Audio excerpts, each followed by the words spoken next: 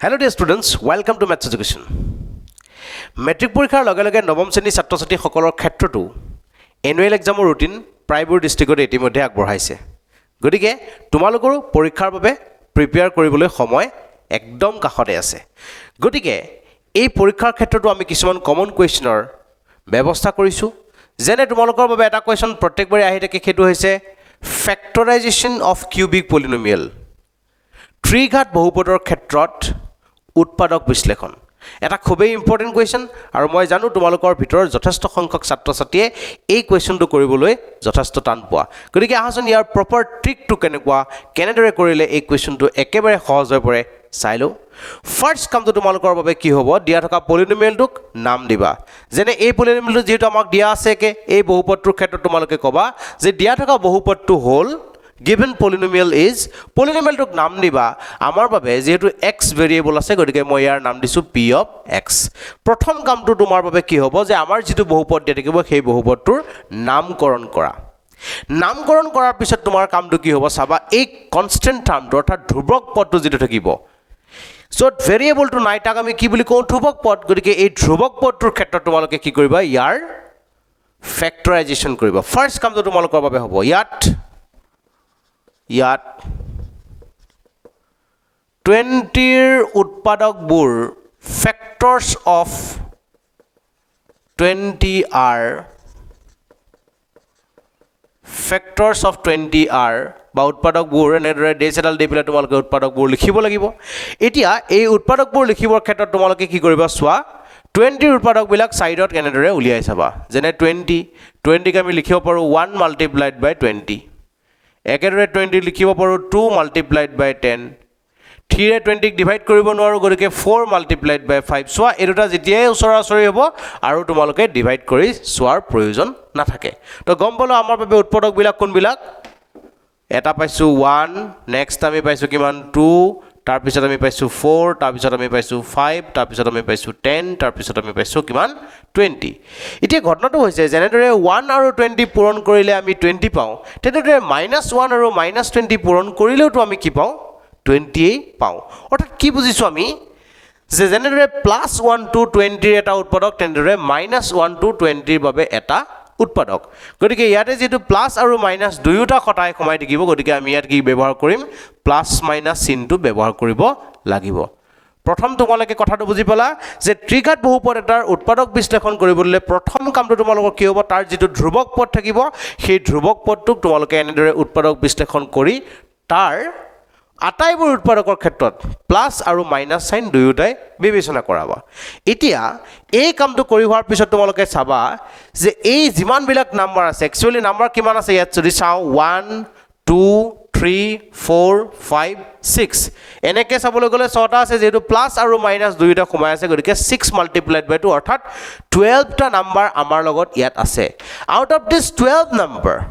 ভালদৰে চাবা, এই 12টা নাম্বাৰৰ ভিতৰত কোনোবা কেইটামান number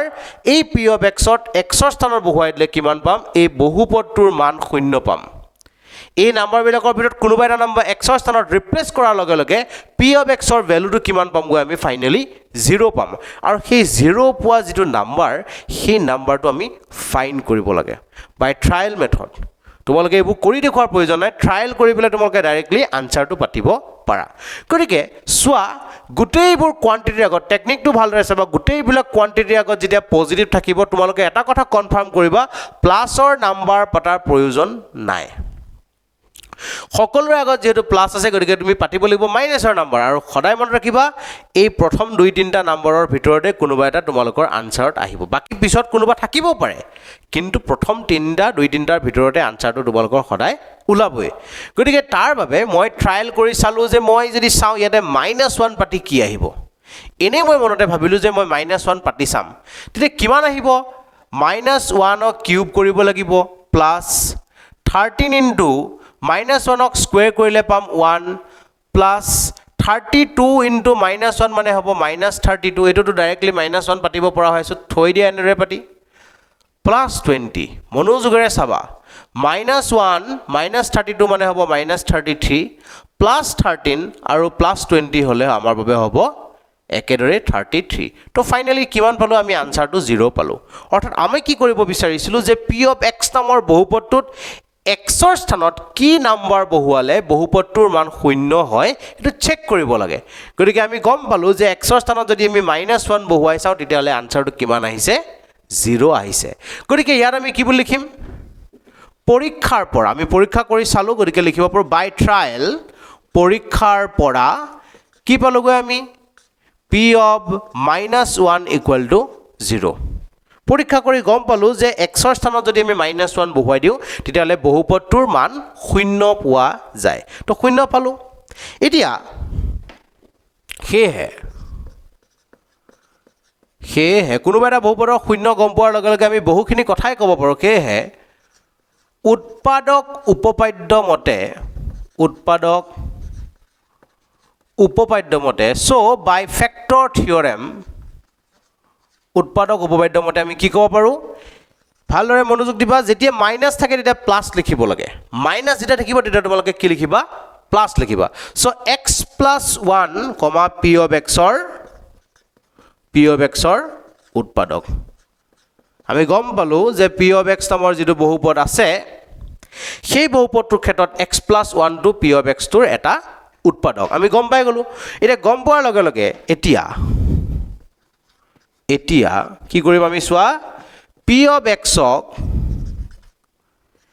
x + 1 array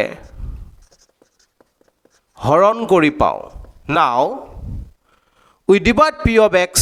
by x + 1 হৰণ কৰি পাও এতিয়া আমাৰ কামটো কি হ'ব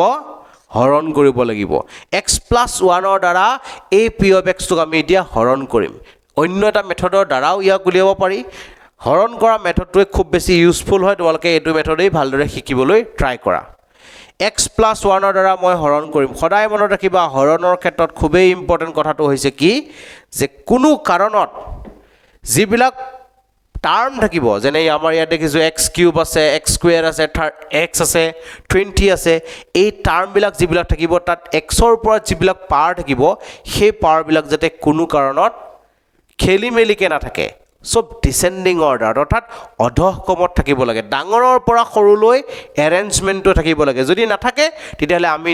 নিজে সজাই ল'ব লাগে গতিকে আমাৰ যেটো সজোৱা হৈ আছে গতিকে প্ৰবলেম নাই আমি ডাইৰেক্টলি লিখিব পাৰো তো লিখিছো x³ + 13x² + 32x + 20 লিখি ললো এটি কিহেৰে ডিভাইড যাব এই পাৰ্টটো তোমালোকে খুব মনোযোগেৰে চোৱা হৰণৰ ক্ষেত্ৰত তোমালোকৰ যথেষ্ট সংখ্যক ছাত্ৰ-ছাত্ৰীৰ প্ৰবলেম আছে মই জানো সেই প্ৰবলেম দূৰ কৰাটো হৈছে আমাৰ টাৰ্গেট এই ভিডিওটোৰ দ্বাৰা যথেষ্টখিনি কথা আমি শিকিবলৈ চেষ্টা কৰিম গতিকে তোমালোকে মিছ নকৰিবা ভালদৰে চাই লোৱা কি কৰিব বিচাৰিছো ফাৰ্স্ট টাৰ্মটোক অবজাৰ্ভ কৰা দুয়োটাৰে ভাজক আৰু ভাজ্য অৰ্থাৎ ডিভিডেন্ট আৰু ডিভিজৰ এই দুয়োটাৰে ফাৰ্স্ট টাৰ্ম দুটা অবজাৰ্ভ কৰা মই দেখিছো যে ইয়াৰ ফাৰ্স্ট টাৰ্ম আছে x ইয়াৰ ফাৰ্স্ট টাৰ্ম আছে x³ এতিয়া ফাৰ্স্ট টাৰ্ম দুটা অবজাৰ্ভ কৰাৰ পিছত আমাৰ কামটো হ'ব সাইনৰ খেল সাইন কি হ'ব সাবা দুয়োটা ফাৰ্স্ট টাৰ্মৰ ক্ষেত্ৰত যদি দুয়োটাতে সেম সাইন আছে তেতিয়াহলে ওপৰত প্লাস আৰু যদি দুয়োটাতে ডিফাৰেন্ট সাইন আছে অৰ্থাৎ এটাত প্লাস এটাত মাইনাস এনেদৰে যদি আছে বেলেগ সাইন আছে তেতিয়াহলে কি হ'ব ওপৰত মাইনাস হ'ব বেলেগ সাইন থাকিলে মাইনাস আৰু সেম সাইন থাকিলে কি হ'ব প্লাস গতিকে মই গম পালো ওপৰত প্লাস আহিব তাৰ পিছত আমাৰ কামটো হৈছে যে টাৰ্ম বিলাকত কনস্ট্যান্ট কিবা জড়িত আছে নি ধ্ৰুৱক কিবা জড়িত হৈ আছে নেকি যেনে ইয়াত আছে x ৰ লগত 1 আছে ইয়াতে x³ আছে তাৰ লগত 1 আছে গতিকে বেলেগ ধ্ৰুৱক জড়িত থকা নাই 1 থাকিলে কোনো ধৰণৰ খেলিমেলি নাই তেনেদৰে থাকিব দিয়া 1 ৰ ক্ষেত্ৰত আমাৰ প্ৰবলেম একো নাই এতিয়া কামটো হৈছে আমাৰ বাবে কি যে কনস্ট্যান্টৰ কাম যেহেতু নাই আমাৰ বাবে কাম আহিব ডিভাইড কৰা যেনে x ৰ ওপৰত পাৱাৰটো আছে 1 x ৰ ওপৰত পাৱাৰটো আছে 3 কিমান কমি আছে এটাত আছে 1 আৰু এটাত আছে 3 কিমান কমি আছে 2 এটা কমি আছে গতিকে ইয়াত আমি x ৰ ওপৰত পাৱাৰ কিমান দিম 2 এটা দিব লাগিব পাৱাৰ বিলাক খুব অবজাৰ্ভ কৰিবা পাৱাৰ বিলাক দিয়াৰ সিস্টেমটো ভালদৰে বুজি পালে এটো চেপ্টাৰত এই কামখিনি কৰোতে তোমালোকৰ অন্তত কোনো ধৰণৰ প্ৰবলেম নহয় এতিয়া প্ৰথম এইখিনি কাম ডিভাইড কৰিব লগা কামটো ক্ষেত্ৰত কৰিলো এতিয়া ইয়াৰ লগত ইয়াক মাল্টিপ্লাই কৰিলে আমি ডাইৰেক্টলি জানো x³ আহিব এটো মাল্টিপ্লাই কৰাৰ প্ৰয়োজন নাই ডাইৰেক্টলি তোমালোকে পাতিব পাৰা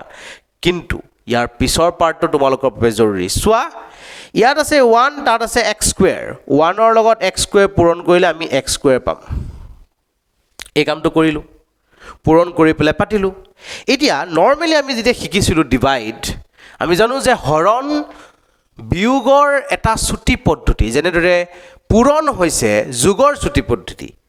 multiplication is the shortest way of addition similarly division is the shortest way of subtraction so কি বুজিছো আমি যে ইয়াত জড়িত আছে বিয়োগৰ কাম তো বিয়োগ কৰিব লাগিব কেনেদৰে ওপৰৰ টাৰ্মটোৰ পৰা তলৰ টাৰ্মটো কৰিব লাগিব বিয়োগ এতিয়া আমাৰ কাম ইয়াৰ পৰা ইয়াক বিয়োগ কৰা কেনেদৰে বিয়োগ কৰিম চোৱা 13 ৰ পৰা 1 বিয়োগ কৰিলে আমি পাম কিমান 12 একদম সিম্পল নাম্বাৰটোক চাবা x স্কয়াৰ লগত লাগি আছে y স্কয়াৰ লগত লাগি আছে হেতু আমাৰ মেইন মেটাৰ নহয় একে একে হলেই হল ইয়াটো x আছে তাতো x আছে একে একে হলে আমি কৰিব পাৰো এটো লাইক টাৰ্ম বুলি কোৱা হয় সদৃশ পদ যদি হয় অৰ্থাৎ একে একে ভেৰিয়েবল যদি জড়িত থাকে তেতিয়াহলে কোনো ধৰণৰ খেলিমেলি নাথাকে তো ফাইনালি ইয়াৰ পৰা ইয়াক মাইনাস কৰি 12 পালো ওপৰৰ পৰা 32 টো নামি আহিলে 32x এবাৰ দেখিলো যে ইয়াতে আছে প্লাস সাইন ইয়াতো আছে প্লাস সাইন মানে সাইনৰ কোনো ধৰণৰ হালখলনি কটা নাই গতিকে ওপৰত আহিব কি তেতিয়া প্লাস সাইন সেম হলে ওপৰত প্লাস আহে সাইনৰ ডিফাৰেন্ট হলে ওপৰত মাইনাস আহে তো ইয়াত আমি পাতিলো এনেদৰে এতিয়া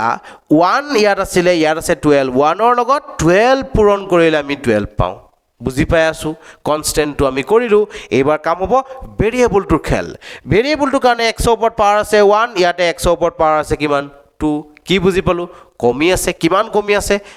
x ৰ ওপৰত পাৱাৰ 1 এটা কমি আছে সো 1 দি দিলো তো ফাইনালি দুটাকে মাল্টিপ্লাই কৰিলে আমি পাম কিমান 12x square plus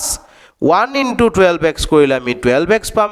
finally minus কৰিলে এটো প্ৰথমটো ক্যান্সেল হৈ যায় 32 ৰ পৰা 12 মাইনাস কৰিলে আমি পাম 20x + 20 অৰ্থাৎ বুজি পালো এটা কথা এখিনিত কি যে এতিয়া ইয়াক আকৌ ডিভাইড কৰিব লাগিব সেম প্ৰসিডিউৰ তাৰ কাৰণে কি কৰিছো প্লাস ইয়াটো প্লাস কোনো ধৰণৰ খেলি মিলে নাই গতিকে ওপৰটো প্লাস আহিব ইয়াত আছে 1 ইয়াত আছে 20 1 ৰ লগত 20 পূৰণ কৰিলে আমি কিমান পাও 20 পাও তো ইয়াত আছে x ইয়াতো আছে x পাৱাৰৰ কোনো ধৰণৰ খেলি মিলে নাই গতিকে কৰাৰো প্ৰয়োজন নাই তো মাল্টিপ্লাই কৰিলে আমি পাম কিমান 20x 1 ৰ লগত 20 প্ৰডাক্ট কৰিলে আমি পাম কিমান 20 তো ফাইনালি ৰিমাইন্ডাৰটো আমাৰ বাবে 0 আহি গল এখিনি আমি গম পালো ডিভাইড কৰি আমি গম পালো তে কি কৰিব পাৰো এখিনি তোমালোকৰ ঠাই যেটো কম আছে মই এখিনিতে লিখিব চেষ্টা কৰিম তোমালোকে অলপ এডজাস্ট কৰি পেলাই বুজিব চেষ্টা কৰিবা ওকে নেক্সট কামটো কি হ'ব এটাকে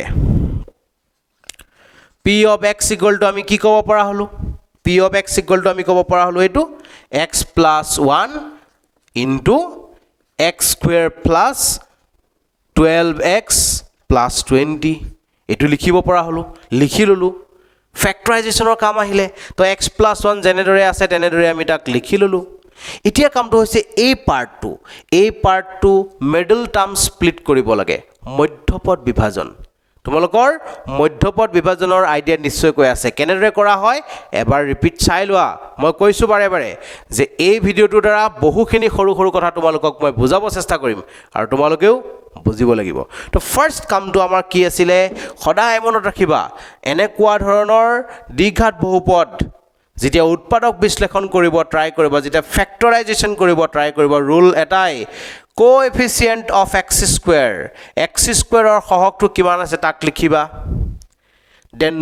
product